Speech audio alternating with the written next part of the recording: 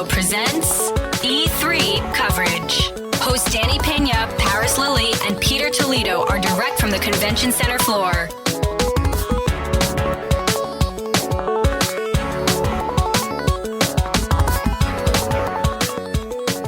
All right, E3 2019, and we're here checking out the Sega booth.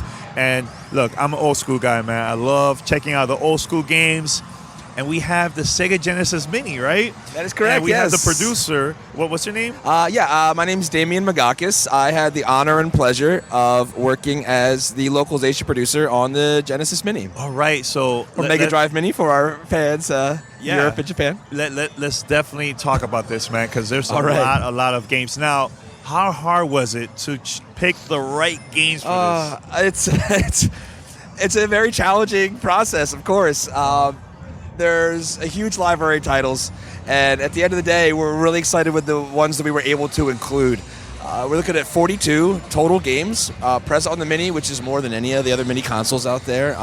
And we're very happy with the diversity of titles. You have everything from your classics like Sonic 1, Altered Beast, Streets of Rage 2, which I know we'll probably be talking about. Yes.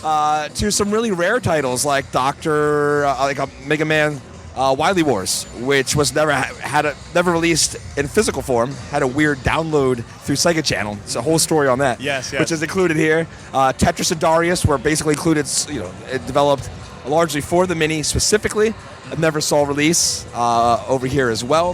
So hopefully it's got something for everybody. It's good, and there was also certain games that maybe at that time wasn't that big. Yes. But okay, so why was it important to add those games into the system? It's a great question. I look at this product as having a lot of different layers to it.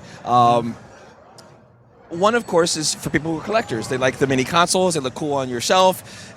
It's fun to farm up once in a while, play a couple of your favorite games, and they're going to love this. It's a meticulously detailed replica of the original Genesis. It's got long cables for the controllers. It's great for those people.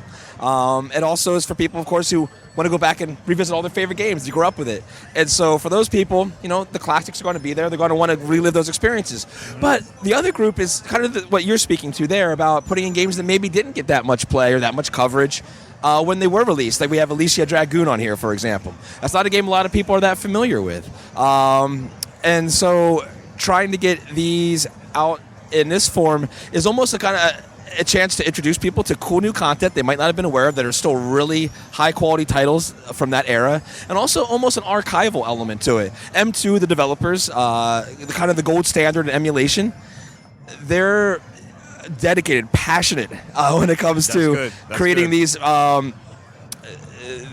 ports of titles, and it's very close to their heart. I could talk for hours about M2 because I work with them on the Sega Ages project as well for the Switch. Yeah. And they're just fascinating, but it's one of those things where you see the level of commitment they have to maintaining these titles so that years to come, people will be able to still enjoy those experiences, and including those lesser-known titles is a big part of that. See, I did my little research. Tetris is a very interesting story on that one. Yeah. For those that don't know, you can tell them the situation, what happened with Tetris at that time, and why it's available in this. Yes. I might not even be the best person to tell the whole story. Okay. It appears to be, a very multi-layered tale concerning the history of Tetris. Those who do know the game, especially from the 8-bit, 60-bit era, I probably remember that it had some legal issues surrounding its trademark and the game itself. And so you saw things back and forth with Nintendo and Tengen famously with early cartridges. And Sega had the rights to Tetris in arcades, at least in Japan. I can't speak too much about the global situation at the time. Yeah. And again, there's a lot of legalese in here that's beyond me, to be perfectly honest. Yes. But it was a situation where there were some issues that arose there, and so we had released it in Japan on the arcade, where it had been very successful. And though there had been thought of bringing that to a home console, it seemed as though that was not feasible for whatever reasons that came up then. Yeah. And so though there exist, people probably, some listeners may be aware of this, there are these legendary cards that will pop up on eBay every so often. Famously, Very rare. Yeah. Yes. famously, somebody tried to get like $1 million for one of these. I don't think that was a buy it now that went through on eBay. But some people paid a premium for these legendary cartridges of the game. And so it was never, regardless of the actual, a lot of that's kind of lost to the mists of history as to what really went on there. But the game was never released over here. And so when they were looking at titles to add here, that was one that came up for discussion as something really unique, interesting part of Sega history. And it's an iconic game. It is. Yeah. It totally is. When you think back to, for myself, I grew up playing 8-bit, 16-bit era games, and you sit on your couch, you don't necessarily associate it with Genesis because of those things that did occur, but it's a game that's very much wrapped up in that era of gaming, and it's a neat little artifact from our own history as a Sega. And so being able to include that as a bonus title was something we were really excited about. And people so far here at E3 have really enjoyed it. Yeah. About Sonic, there's so many Sonic games. Yeah. Why? I know there's probably going to be fans like, oh, why this game is not there? How difficult is that, man, to have that conversation with your team? Like, look, we have to put this one because this is iconic. But there's probably maybe debates behind the scenes on certain games. Like, look, I know it's a good game, but we can't put too much Sonic. We have to have space for other games too. So how was the process of that?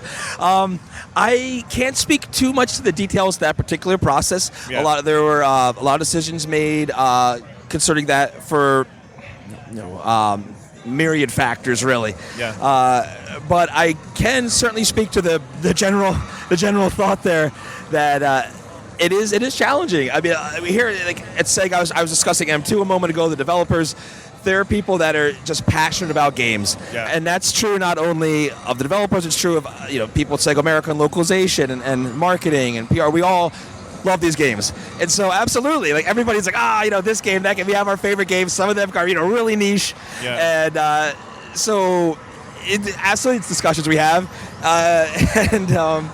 but at the end of the day, again, to come back to that, but we had to try to think of games that would fit in well with an overall well-rounded lineup that the fans would enjoy, and we're very happy with how it turned out. Yeah. You know what? I'm going to talk about one of my favorite games in the series from Sega Genesis, Streets of Rage. Oh, boy. 1, 2, and 3. Mm-hmm. I'm happy you guys added that, man, because to me, it has one of the best soundtrack of any game from that time. Yeah. Still to this day, I also have a playlist on that. I just truly love it. I'll put on at the gym sometimes when I need to get hype. Yeah. When you hear that bum bum bum bum bum bum level 1, you're like, oh, it's on. I'm gonna go. I'm gonna judo chop some people. I'm going to jump kick them through a trash can. I'm going to eat a roasted turkey out of that trash can. I feel like that game, the soundtrack was ahead of its time. Oh, it totally was. For something that was out for the Sega Genesis in the 90s. Oh, I couldn't agree more. And a lot of people in music today will tell you they were hugely influenced by Yuzo Koshiro, who was the composer of that soundtrack. Worked on Streets of Rage series, worked on Beyond Oasis, Etrian Odyssey series for Atlas as well. Yeah. So I'm an unabashed fan of Yuzo Koshiro and everything he does. His soundtracks are so iconic, and they were produced so well that they hold up perfectly. So you could put him on a mix right now and be like, that's. Didn't he work on a soundtrack? I think the menu system on this. Yes, he tweeted that. Yeah. I do my research, folks. You do. Indeed. So that was cool. No one say otherwise. Bringing back a legend. That worked on the Streets of Rage soundtrack to work on this. So how was that? Amazing. When I first got the news that we were going to be able to have Koshiro-san come back to create new tracks for the Mini, I was floored. I was like, this is unbelievable. And it's something you want to shout from a mountaintop right away. So it's great. I would, when we were doing testing and things like that, I would just leave it on the menu, just that music looping in the background. There's only one track, or there's there multiple? Are 3 tracks to put together for the menu. And they're awesome. I think you're gonna love them. So my last question. Sure. I noticed there's a little bit change with the controller. Why this look? I mean, it still has the old school feeling of the original controller, but I noticed there was a couple of changes, like maybe the back part of the controller is more flat, so you can put it down. Because I think at that time it was more like it was like a bump, it was more thick than now, right? So I have to, but I really don't know whether or not what specific alterations were made to the overall controller. It looks a lot smoother though, like a lot nice, It looks like now 2019 type controller, yeah. But it does look pretty sleek, and as far as how it plays, it controls, feels just like having the old Genesis back in your hands from when you were a kid. So we're pretty happy with the control as well. What are the features we could see once I connect it to the TV? Sure. Like the options that I have. If I could personalize like my background, like what type of things we're gonna see? So they added in a few different options. You can play in multiple languages for one, like as far as the UI that's set up in I believe about 8 different languages. That's really cool for people. They also have a a full screen version or the normal 4:3 ratio, which you can put the game in. You can toss a CRT filter on there if you like on either one. Give it that old school feel. You can alternatively, especially if you go to the 4:3 ratio, you have these wallpapers you can set. There's several of those you can choose from. So there's a couple different ways you can customize the way the game will look when you're playing it and try to make it best suit your experience and your memories of playing with the system. That's cool, man. Now, there's going to be a whole new generation never played this, never got to play Sega Genesis. My last question, why they should give this a chance and check it out? Oh, it's a great question, and there's so many answers, though. For new players coming into this without having any knowledge of that era of Sega, of Genesis, the turnout, the response we've had, we see a lot of people coming through here at E3 who are playing these games for the first time. And it's a testament to the quality of these games on every level, like you mentioned earlier, the music, the graphics, the gameplay. These things hold up so well that gamers today could jump back into these and not only appreciate them for the history and what they brought to the industry, but they're just fun. Like the second you get a controller in someone's hand, they're playing Golden Axe with their friend, or they're running around with Sonic through some loops at Green Hill Zone, or they're flying around in Fantasy Zone, they're jumping around in Earthworm Jim. Classic. These experiences are so timeless, and a lot of the art, like the pixel art, which is obviously making a huge comeback in so many indie games and things today, it just fits right in, which is so amazing. The 60-bit era, it doesn't feel dated. The graphics, because of this resurgence of that really high quality pixel art and the sprite work and the graphics today, these games look fantastic. The level design, the character designs, they're iconic. I think even people coming to this for the first time, maybe even more so, for $79.99 come September, they can pick up 42 of these games. That's a lot of games. You'll be here for a long time. And I really do think whether you're an older fan who's returning to the glory days of the 60-bit era, arguing with your friends about Super Nintendo and Sega Genesis, or you're just someone coming to these for the first time who just loves awesome experiences, role-play games, fighting games, action games, you're going to be really excited with what you get. Cool. Well, but thanks for the interview, man. It was a lot of fun. Can't wait. I appreciate it. It's great talking with you. Yeah, cool. Awesome.